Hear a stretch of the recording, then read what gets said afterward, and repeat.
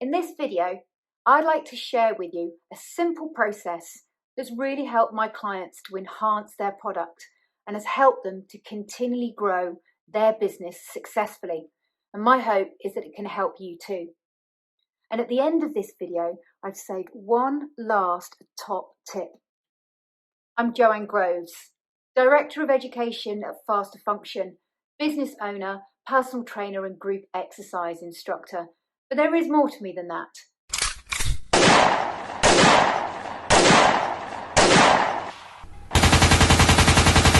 Today, I want to share with you that process that can help you with your product and help you continue to grow your business consistently. The business is an occupation that we repeat. We earn money and we spend money. Hopefully, we earn more money than we spend. But in order to do that, we need to solve other people's problems. And the way we do that is we think of a solution such as a product, a service, or a trade. So it could be as simple as the trainers that I'm wearing on my feet, they help me run. Or if I wanted to clean the carpet, I may use a Henry the Hoover or a Dyson, depending on where your brand loyalties lie. Or a service, so that could be the hotel industry, a restaurant, or of course, bringing that back to the health and fitness industry. And now we know what makes a business. What makes this successful? Well, in order to have a successful business, you really need to make more money than you're spending. So you need to make a profit. And to be able to do this, you need three key components to help you out. And the first one is to have a really great product. Know your client, what they want, and deliver that product. Solve their problem. The second thing is to be able to tell your client or prospective clients that you're there. Remind them to use your service or your product at just the right time. And the third thing is to be able to look after your finances. So make sure that you can ask for the money. Make sure that you're able to take your clients' money in the way that they want to give it to you. Don't make anything difficult. And you also need to make sure that you're on top of any outgoings that you might incur. Now, with these three key components in place, you'll have all of the things that you need to start to build towards a successful business, a profitable business. And this is one that's going to be fulfilling. My first boss in the gym industry, he made a lot of money sitting at reception, smoking his cigarette with an empty gym. But the gym members were still paying. So to him, that was a fulfilling business. To my dad, age 21, a fulfilling business to him was one that gave him enough finances and security to be able to drive around in fast cars. E-type Jaguars were the car of choice. And that's great. To me, a fulfilling business is one where my team and my clients all have the same love of the product or the service that I do. I wouldn't feel very good if I was selling dodgy diet plans or even if the service or the product I was offering wasn't evidence-based. So now we've got a better understanding of what a business is, what makes it successful, the three key components that you need for that, and also what a fulfilling business might look like to you. So now we can have a look at a few different ways in which we can enhance the growth of our business. According to my social media, it's all about the marketing. That's the best way to build your business. And what you need to do is to discount, give away products for free. But what I see is that this makes people panic and it also devalues your product. And there's no reason for you to do that. So what I want to do in this video is to take some time and actually look at what the product is that we're offering and ways that we can make sure that we're delivering above and beyond what people expect. That way, we can build on referrals and we can build on repeat business without going into panicking and discounting and giving away things. Because what that does is it actually affects and impacts your finances.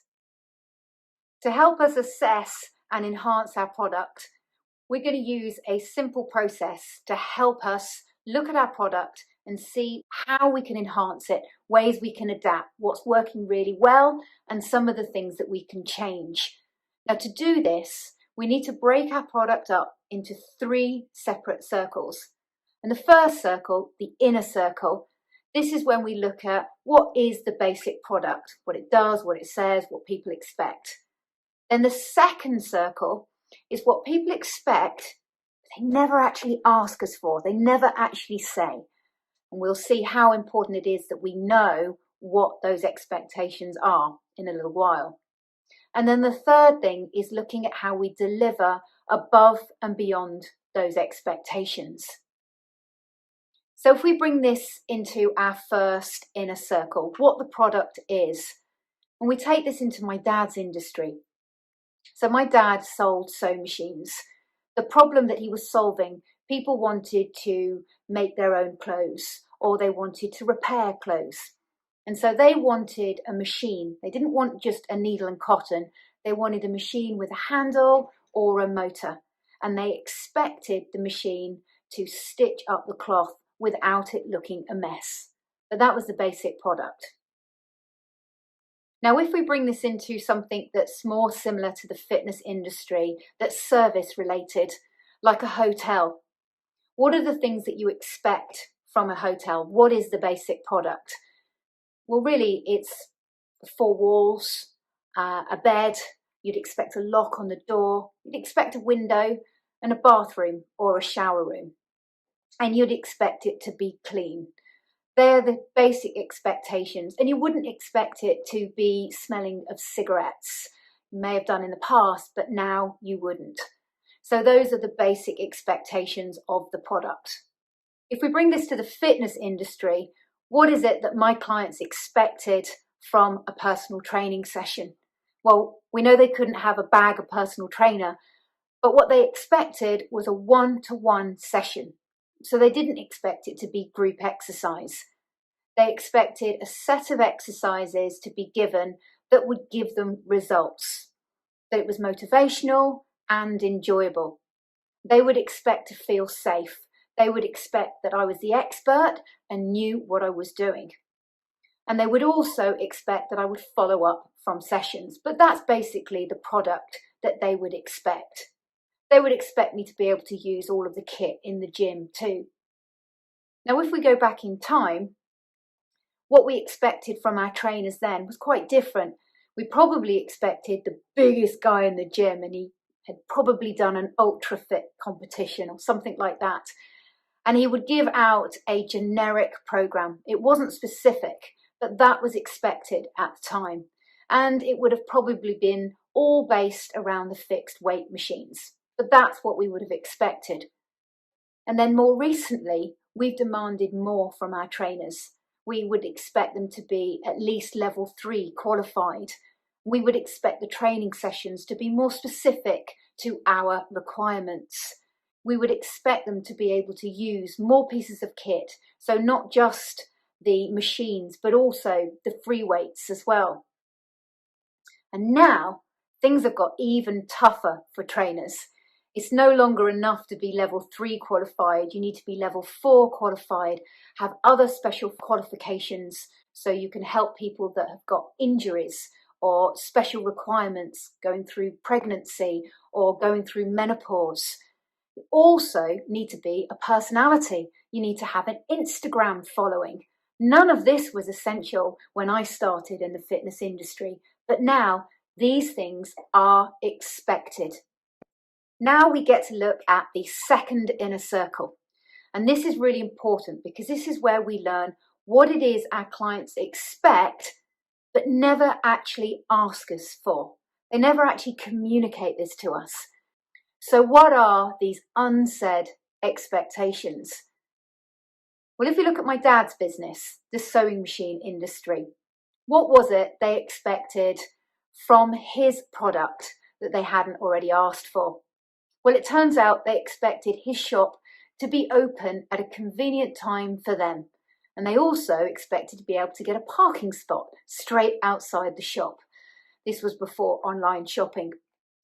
They also expected him to demonstrate the sewing machine and to make sure that it was working and the stitching looked nice. These things were expected, but never ever actually asked for. If we bring this into the hotel industry, I've never rung up and said, do you have a wardrobe in your room? I would expect that to be there. I would expect there to be a TV. I would expect there to be fluffy towels and toiletries, and I would definitely expect the toilet paper to be folded up in a little corner. I would expect an iron, a safe to put my belongings in, and I would expect the facility to be able to make coffee. And I would expect curtains so that when they were drawn shut, it was dark in the room. I would expect the bed to be comfortable and the pillows to be nice. And I wouldn't expect a band to be playing all night long next door so I couldn't sleep. All of those things would be expected, but I would never ask for. So if the hotel didn't supply all of these things, I would be disappointed. So what are some of the things that my clients might expect from my product but they don't actually ask me for? Well, they would expect me to be able to work around any injuries they have or to help them with any rehab. And they would expect me to go away and do the necessary research to make sure that the program I give them is the best evidence-based approach and is going to help them overcome their hurdles. They would expect me to be able to give them really good nutritional advice. They would expect to be able to trust that I'm not going to use any pseudoscience on them.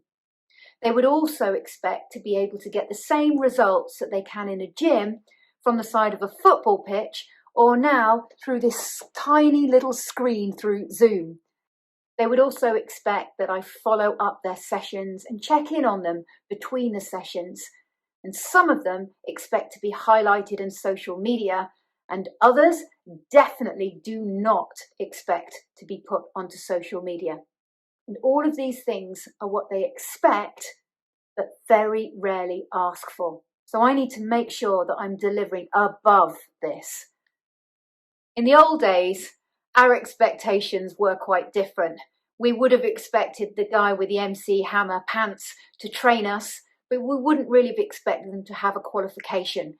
We would have expected it to be generic. And we would have expected them to have a chat with us while we were on the treadmill or on the bike. And then we would have probably expected them to have done the workout with us. We wouldn't have expected a specific assessment, but we would have expected a generic assessment. We would have expected them to put us on a bike, weigh us, measure us, and type in the information to the computer and to come out with a generic ABC program. And we would have definitely expected that program to be updated every 12 weeks. And we would have been really disappointed if we didn't get an invite to the club party at the weekend. More recently, we've expected a lot more of our trainers. They're expected to be able to work with a client that has an injury or is going through rehab, and they're expected to have those advanced qualifications. They're expected to deliver specific assessments, look at posture alignment and muscular imbalances, and they were expected to deliver programs and use all of the kit in the gym and to get great results. They were also expected to be personalities and have a big following on Instagram. And now our expectations are even higher. We expect our trainers to be more like GPs and be able to help us overcome hurdles like pain, to help us with rehab. And not only that, we expect our trainers to be able to deliver amazing results, not just in the gym with all the kit that's available, but also from a park or through Zoom. We expect all of this. We also expect that our trainer would now give us a specific assessment that's actually evidence-based and is specific to our requirements. So much more than it was back in the old days. So you can see that things continue to change and the client's expectation of our product is always changing and always evolving. We want to make sure that we wow them. We want to make sure that they can't wait to tell everybody else to use our service or our product. But to do that, we really need to put a little bit of effort in. So what are some of the things that my dad was able to do in the sewing machine industry? I mean, there's only so much you can do to make a sewing machine more exciting. Well, what he decided to do was to work on building community. So he set up a cheese and wine evening and also a fashion show. And the great thing about the fashion show was that it gave his clients the opportunity to come in and show off the garments that they had made. It also got them to showcase the machines that they had and how they had used them. So this led to a sewing club, but it also led to them talking to each other and those people thinking, I might go and try that sewing machine or buy this sewing machine. So it actually led to repeat business and it kept people wanting to come back to him. Let's bring this to the hotel industry. Now, I remember the first time I got out of the shower and I didn't need to wipe down the mirror. It hadn't misted up. I thought that was pretty cool, a heated mirror. But then I started to expect it at hotels. I remember the first time I got an espresso machine, and I do love a really good cup of coffee, and that was really nice. But then I started to expect it. And the problem with luxury items, once we've experienced them, it soon becomes the normal. So in order to continue to make sure our clients feel that they are wowed by our product, we need to keep changing, we need to keep evolving. And this made me think that some of the things in the hotel that really did make me think, that's impressive. It wasn't actually the luxurious items, the Egyptian cotton sheets. I expected those things, but it was the service. It was the way the people in the hotel made me feel. When I arrived at reception and they welcomed me by my name, not just my surname, hello Mrs. Groves, but hello Joanne, welcome back. Did you enjoy your last trip in Palma with us? Those little things make us feel special. Now I know they have access to a computer that has all the data, but they still took the time to read it. They still created that eye contact and they still made me feel special. And more than that, all of the team in the hotel would listen. So when I said at breakfast, we were off out to the beach that day, as soon as we returned, how was your day at the beach? Those little touches, making me feel like they had taken the time to listen. They were the things that made me want to tell other people about this particular hotel. So now, if we bring this back to the fitness industry, we can look at some of the things that I try to do with my clients to make sure that I was consistently delivering above and beyond their expectation. So if I wanted to make sure that they were talking about my product and my service, I needed to do more. So I started thinking about what my dad had done with building community, and I wanted to make sure that I could bring that into my service. So I started to organise Tough Mudder groups and Spartan races. Now, not everybody wants to get into the mud and crawling under barbed wire, so we had the Couch to 5K as well.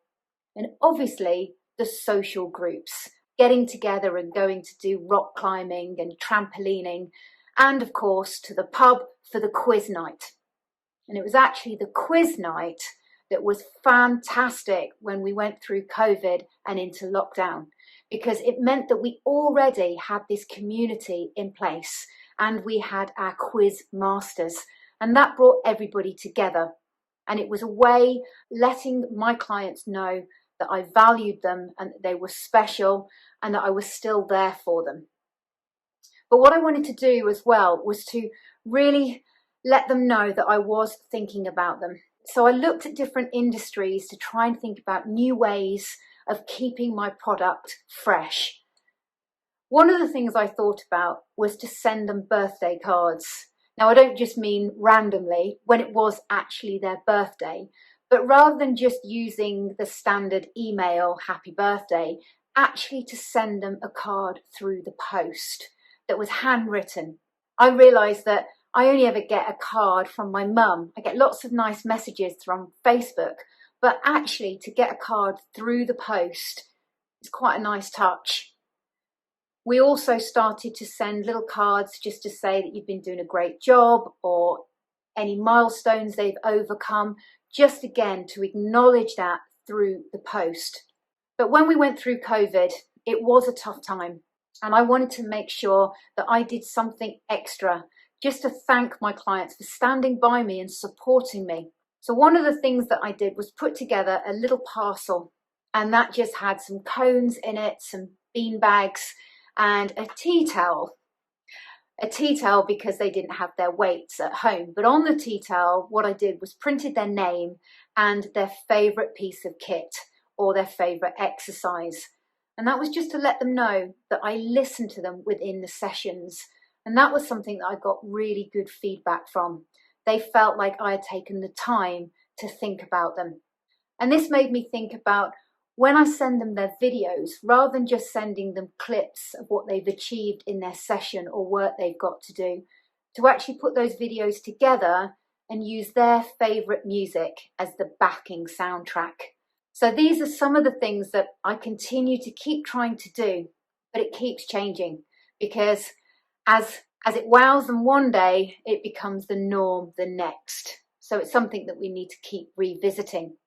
But what were some of the things that we could do in the old days to go above and beyond those expectations? Well, it was a lot easier then. We could just turn up and be qualified, and that was above and beyond expectation. Or we could deliver a program that was specific. Or rather than just using the machines, we used all the free weights as well and all the functional training kit, not just the ab cruncher. We could have done assessment that actually looked at posture or muscular imbalances. Or better still, we could have actually read the research and made a unique, specific assessment for the client to make sure they got the best results possible. We could have put them on the scales to measure their BMI rather than pinching them with the calipers. All of those things would have been above and beyond expectation. The last 12 months, we've seen technology changing at a rapid pace. We've got our MyZone heart rate monitors. We've got our Apple iPhone that can now check our oxygen blood levels with an ECG app. And we can also check our BMI by just scanning ourselves at the comfort of our own home through our iPhone on an app. These things are changing so fast. We need to change with it. We need to make sure that we evolve and that our product continues to change. We've had to start delivering amazing sessions and experiences, not just from the gym, but also from our small screen online on Zoom. Things are going to continue to change and at pace. So we need to be ready and we need to be creative and we need to constantly think about ways that we can improve our product. Even with all of this information and all of this data that we've got to make our programs really specific and help our clients track every bit of data, I still believe that the thing that's going to bring our clients back is the way that we make them feel during the session and after the session, the experience that we give them. And in order to keep making that experience one that they want to tell everybody about, we need to keep finding new ways of improving, looking at different industries that we can borrow from. So in this video so far, what we've learned is what a business is, what makes it successful, those three key components: having a great product, being able to tell people about your great product, and being able to ask for their money and make sure that we're not spending more than we're earning. We've also taken the time to look at ways in which we can improve our product. And this is something that is often neglected, and then that can cost us.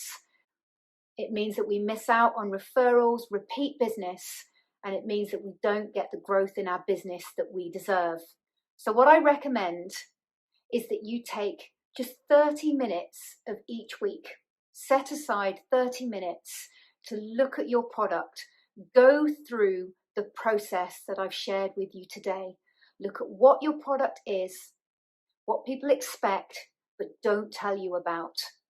And then look at new ways that you can make sure and ensure that your product is delivering above and beyond their expectations. Now, one of the things that I recommend is look at other people in the industry that are doing this really well, but that is still going to be limited. So in order to make your product the best, look outside our industry.